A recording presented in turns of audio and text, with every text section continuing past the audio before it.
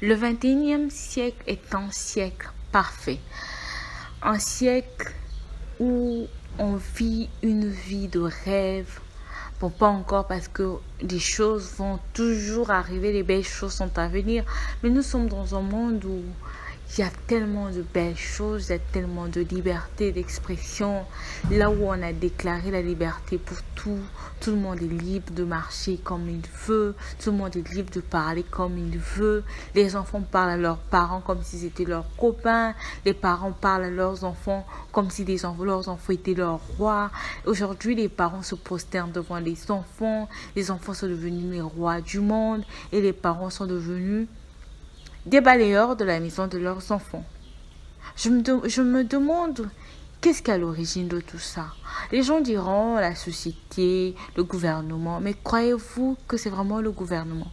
Je crois que le problème vient de vous, de vos maisons. Aujourd'hui, les choses peuvent être dites, mais les valeurs que vous inculquez à vos enfants, c'est celles qui détermineront ce que vos enfants deviendront demain. Combien de temps vos enfants passent-ils dehors avec d'autres personnes? Et combien de temps vos enfants passent-ils à la maison? Combien de temps vos enfants passent-ils dans la société? Et combien de temps vos enfants passent dans vos maisons? Alors, si vos enfants passent plus de temps avec vous, plus de temps dans vos maisons, la société n'a rien à voir. Le plus grand problème vient de vous. Vous savez, le grand problème, c'est que l'autorité a été bafouée. Aujourd'hui, les hommes ne sont plus hommes, les femmes ne sont plus femmes. Je ne parle pas de l'homosexualité, rien à voir. Aujourd'hui, les papas sont devenus les mamans sont devenues des papas.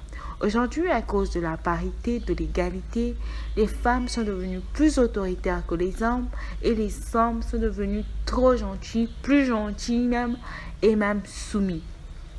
Je ne suis pas contre le fait qu'une femme soit libre parce que nous sommes des êtres créés pour être libres. Mais je suis contre cette philosophie qui dit que la femme est l'égale de l'homme parce que Dieu n'a pas dit ça. Désolé si vous ne le savez pas, la femme ne peut être égale à l'homme. Imaginez-vous que je prenne une bouteille. Je prends une partie de la bouteille, je fais un verre avec cette bouteille. Mais ce verre, je le fais tellement bien qu'il paraît être comme la bouteille. Ce verre dira-t-il qu'il est l'égal de la bouteille? Je ne crois pas. Ils sont faits de la même matière, juste parce que la matière par laquelle a été fait le verre, je l'ai pris de la bouteille. Mais ça ne veut pas dire que le verre est l'égal de la bouteille. Parce que si le verre n'est qu'une partie de la bouteille, le verre ne peut pas être l'égal de la bouteille. C'est matériel. En fait, c'est même physiquement ou même mathématiquement impossible parce que quelque chose qui est extrait de quelqu'un ou de quelque chose d'une autre chose ne peut pas être plus que cette chose. C'est comme peu importe ce que je deviendrai demain, je ne peux pas être plus que ma mère parce que je suis venue d'elle. Alors peu importe ce que la femme sera demain, elle ne peut pas être plus que l'homme. D'abord, c'est la première chose que vous devrez corriger dans vos maisons pour diminuer ou pour corriger la rébellion qu'il y a dans vos maisons. Si vos enfants sont devenus rebelles, c'est parce que vous, en tant que femme, parce que vous, en tant que parent, vous avez laissé que votre autorité soit bafouée. Vous ne pouvez bafouer l'autorité et être surpris des répercussions ou des conséquences. Que des maisons dans lesquelles les parents ne sont plus parents, les femmes ne sont plus femmes, les hommes ne sont plus hommes. Aujourd'hui, des gens n'éduquent plus leurs enfants selon les vraies valeurs qu'ils ont connues, selon leur culture. Je crois que l'éducation d'un enfant se base sur les croyances, sur l'éducation de la société, mais plus encore sur la culture, sur ce qu'on sait être vrai. En tant qu'Africains, nous avons nos cultures, nous avons nos valeurs. Et nous devrons apprendre à en être fiers et à inculquer ces valeurs à nos enfants. Je suis surprise quelquefois d'écouter des jeunes filles africaines réfléchir et parler des hommes comme s'ils étaient des animaux, comme s'ils étaient des choses. Dire d'un homme, qu'est-ce que je vais faire de celui-là? J'en ai rien à foutre. D'avance, je serai riche. D'avance, je serai indépendante. D'avance, je peux m'en passer. Ce que nos mères n'ont pas fait, ce que nos grands-mères n'ont pas fait, mais ce que nous faisons. Mais si nous le faisons, c'est parce que les valeurs qu'on a eu inculquées à nos parents, qu'on a eu inculquées à nos grands-parents, ce ne sont pas des valeurs que nos parents nous ont inculquées à nous. C'est vrai, nos parents ont reçu ces choses, mais ils ne nous ont pas transmis ces choses parce que nos parents nous ont éduqués sous base de la modernisation. C'est bien beau d'être moderne, mais je ne crois pas que la modernisation devrait nous éloigner de ce qui est bien, de ce qui est vrai. Ce qui est bon dans la vie, c'est ce qu'on m'a appris et c'est ce que mon grand-père m'a souvent dit, que quand tu vas quelque part, fais un effort de copier ce qui est bien. Fais un effort de ne pas copier ce qui est mal. Et j'ai rencontré des gens qui m'ont dit 1000 et 1000 fois de copier dans la vie ce qui est bien et d'éviter de copier ce qui ne l'est pas. Nous avons des bonnes cultures chez nous, nous ne devrons pas en avoir honte. La femme africaine est appelée à être soumise. C'est ce qui a toujours fait que dans notre culture, selon nos valeurs, nos parents, nous les respectons et nous les aidons.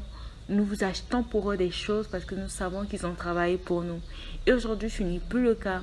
Aujourd'hui, les parents, même à 50 ans, ils vont chercher, ils se torturent à faire des achats que leurs enfants devraient faire juste parce que les enfants ont appris à vivre d'une façon désordonnée. La liberté, c'est bien, comme je l'ai dit, parce que nous sommes des êtres libres, mais évitons le libertinage. Restaurons nos valeurs, restaurons l'éducation, restaurons ce que nous étions hier, restaurons nos familles. C'est triste qu'il y ait tant de rébellions, qu'il y ait tant d'enfants qui se sont abandonnés dans les vices. S'ils se sont abandonnés dans les vices, c'est parce que dans les familles, il n'y a plus de repères. Parce que quand on rentre à la maison, on ne sait pas c'est qui l'autorité.